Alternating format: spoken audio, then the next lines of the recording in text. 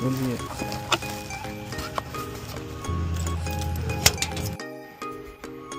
Hello guys, ito yung pinadala sa atin kahapon guys. Papaayos 6 metal yung nakuha natin sa mailbox natin. Yan guys, oh, galing Edmonton pa yan. Buksan natin guys. Dalawang 6 metal kahapon guys, yung Penny at saka sa yung Juliet. You know. Nose bridge repair lang to guys. Ito yung Penny. Wala na. Sobrang luwag na guys, oh.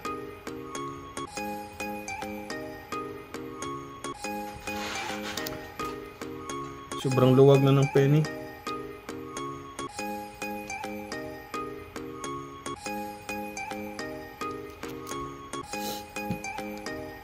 Sira na yung Penny. Grabe, sa sobrang luwag.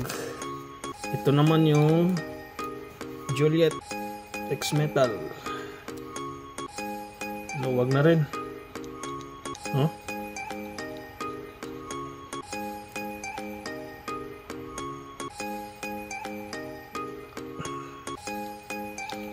Non-serial. Penny is plasma. Non-serial. Okay guys, ayusin natin guys. Ito guys, nabaklas na ang Penny natin guys. Grabing putik guys, talagang natunaw ng rubber. Ano?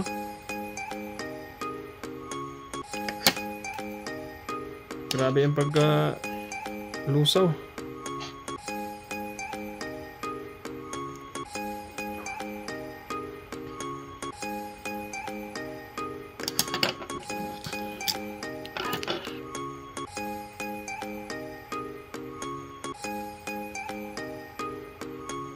Sobrang luma na talaga.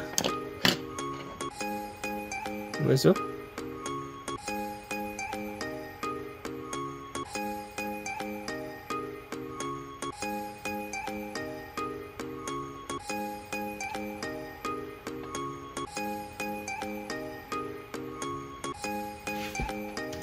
Pakita ko sa inyo guys anong laman nito, yung flex rubber na nalusaw.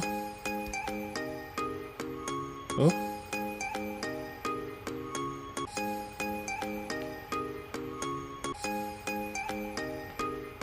Kaya sobrang luwag na guys, ang flex rubber niya wala na.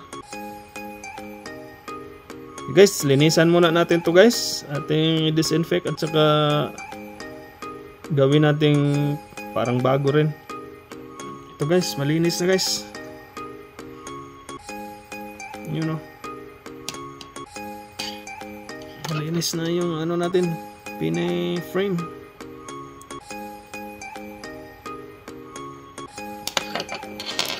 Kanyang nose bridge.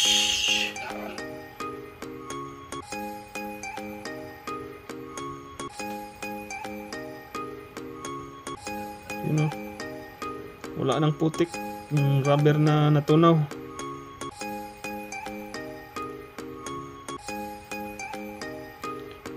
Kakabit na natin guys, lagyan natin ng bagong flex rubber saka pins as usual from Linegear. Hello guys, ito guys, higpit na ang Penny guys. Back to life na ang Penny, no? Higpit na guys. Salpak na natin ang lens guys. Sobrang higpit talaga guys kasi medyo malaki yung nose bridge ng ano guys, Penny. Kaya tinuduhan ko na ng higpit guys.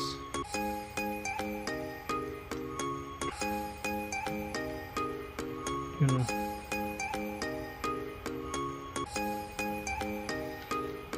Ito na namang isa guys, ang isunod natin.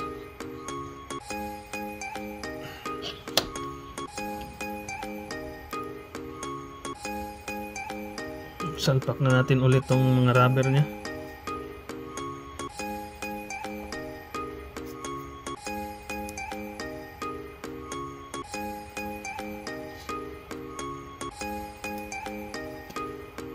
Penny rubber. Ayos pang rubber nya guys.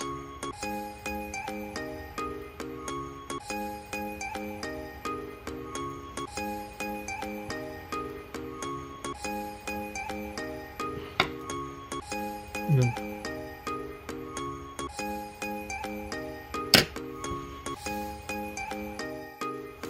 Guys, salpak natin lens.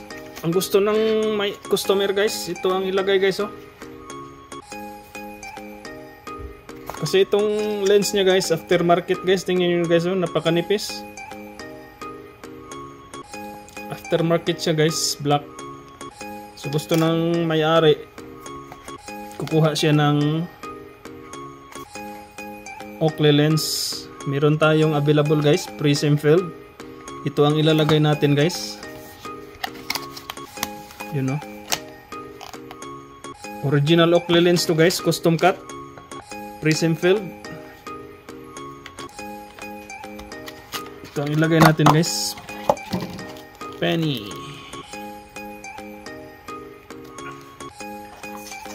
Napakaangas nitong ano niya guys. Ito kasi guys, nung binuksan ko guys, may ano guys oh. May mga, kasi maluwag yung ano niya, lens. Nilagyan niya ng pampaano, pampatigas. Kung napansin nyo, meron siyang ano guys oh.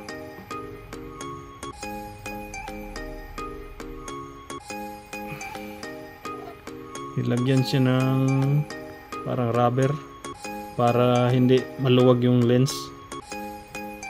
Dami kasi aftermarket guys, maluwag.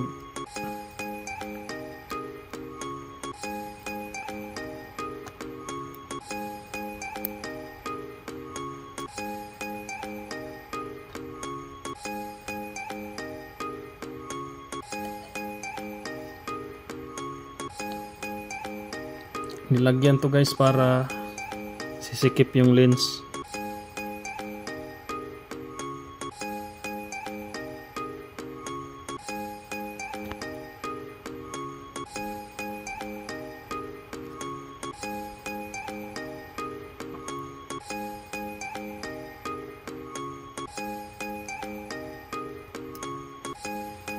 Yun, isalpak natin tong original cut natin guys, na I mean custom cut na original penny lens. Custom cut for penny. Prism filled guys. Yan guys oh, pula.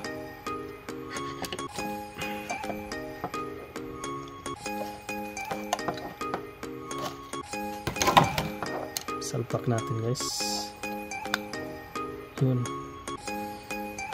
Itong mga lenses natin guys, talagang suwabe ang fitting nito guys.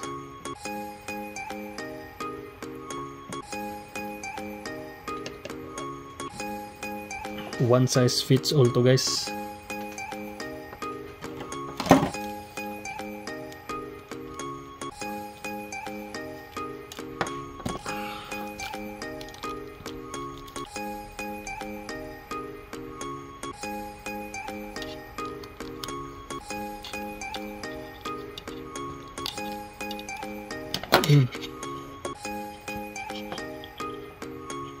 Ito na guys yung lalabasan ng ano guys, may prism each.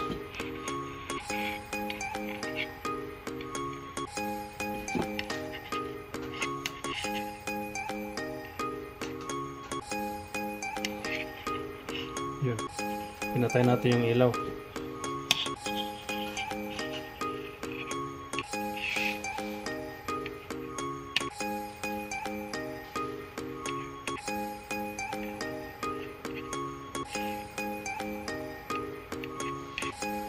Hirap ano ng camera guys.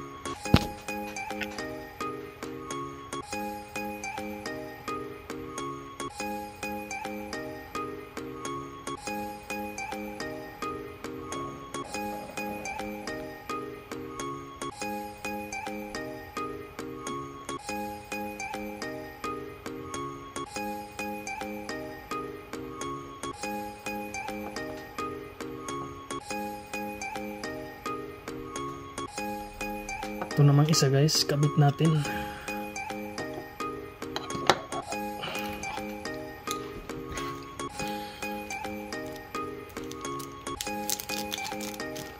Lagay ko to sa ano guys para hindi siya gagalaw dun sa box niya.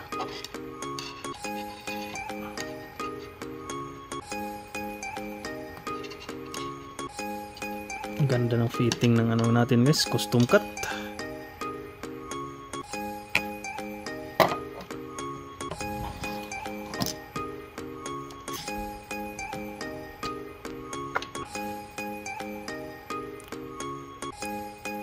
OEM custom cut natin guys. Napakaganda ng fittings niya sa frame.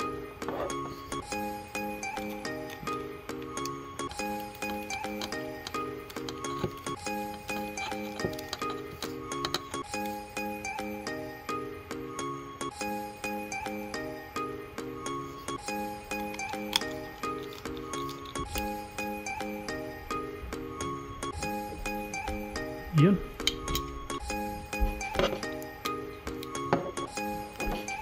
Tamang higpit lang guys ng orbital screw. Yun.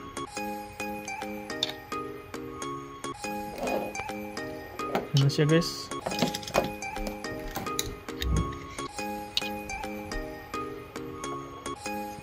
Pag sinuot nyo guys, ang prism kasi guys, ganyan siya guys oh. Pero pag sinuot nyo, nakalapat na sa mukha, talagang mapula na siya guys.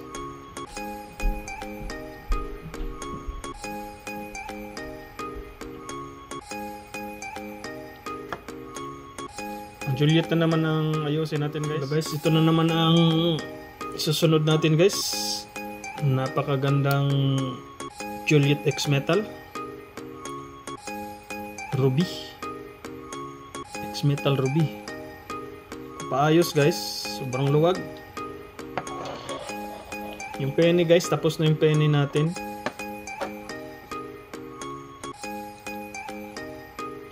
Luwag. Baklasin muna natin guys ha. Ito guys, nabaklas na natin guys. Napaka-mint ng frame na to guys oh. Walang tatsa. Hindi ginagamit guys.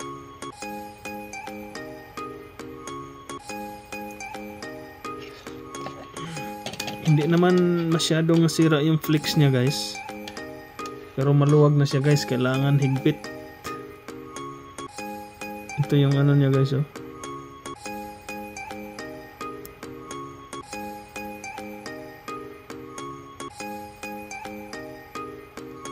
Rubber niya guys. Lumang rubber. Wala na rin guys, durog na. Flex rubber niya. Mint na mint yung frame guys. Walang gas-gas. Wala lahat. Kailangan sobrang ingat natin pag gumawa ng mga ganito guys.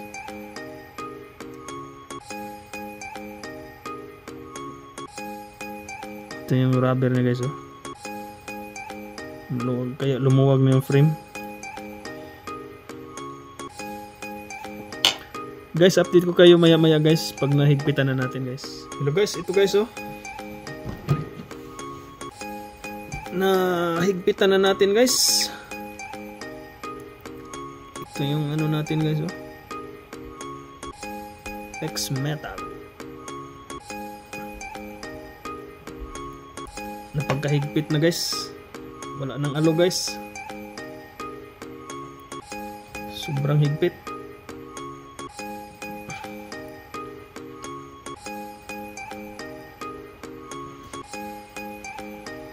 Yun oh.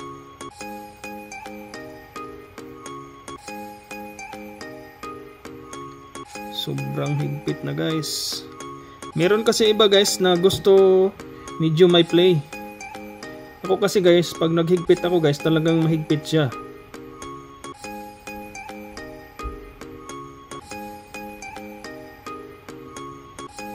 X Metal guys.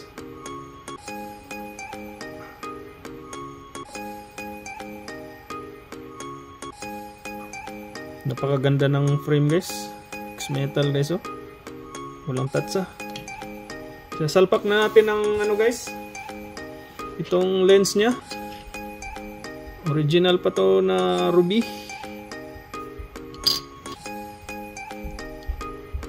Hello guys, ito yung dalawang original na ruby lenses guys. Napakaganda pa guys. Wala pang ano, gas-gas. Sasalpak natin to guys. Kailangan ingat tayo sa pagsalpak nitong ano guys, original na lenses. Factory cut. Kasi yung gilid nito guys, ang edge, madaling matuklap guys. Pag mga ruby. Fire yung ganyan guys. Basta factory cut siya guys. Kasi ako pag ako ang nag-cut ng lens, may ginagawa ako guys na hindi siya basta-basta matuklap yung sa gilid niya. Ito guys, ilagay na natin ang orbital gasket. Itong sa Joliet guys, may orientation din to. Hindi to basta-basta na ilagay lang.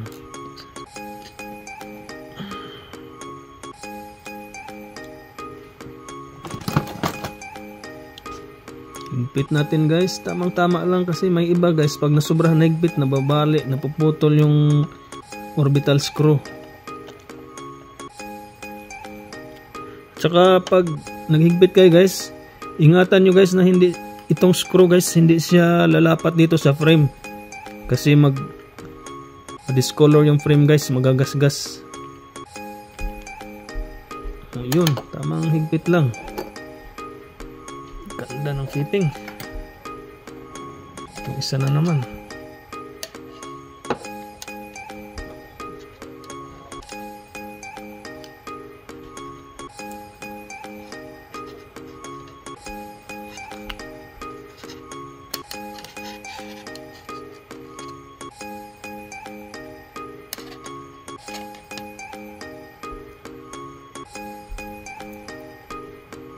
Yun. Ito na namang orbital gasket.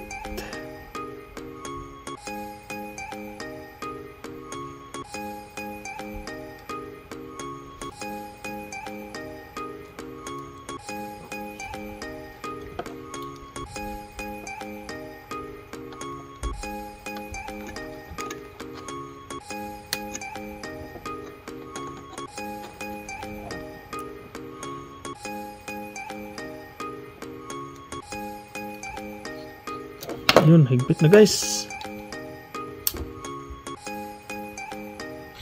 Tama lang yung pag-higpit niya.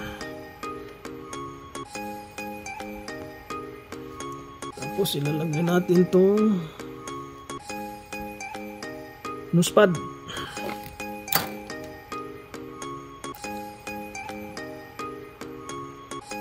Ang nose pads niya guys is manipis.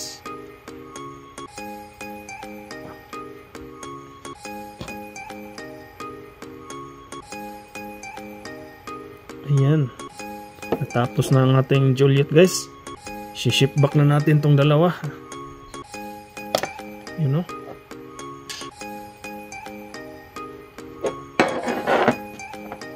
Dahan-dahan ang paglagay natin guys.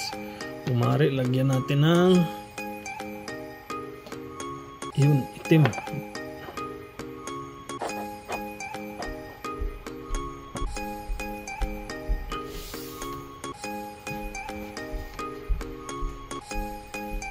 Tapos na ang ating Joliet X Metal Ruby. Yun.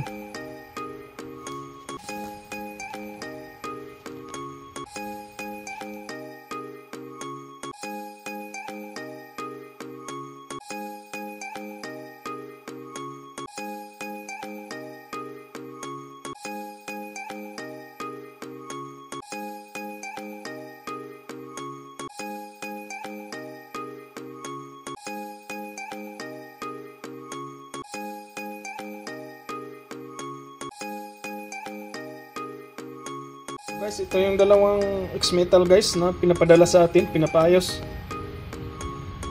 Penny at saka Joliet. ship back na natin guys. Ito yung gamitin natin guys. Kasi ipadala natin itong box ng Prism Filled penny. Yun. Babalutin muna natin guys, tapos ipunta natin sa Canada Post. Si ship back na natin to guys.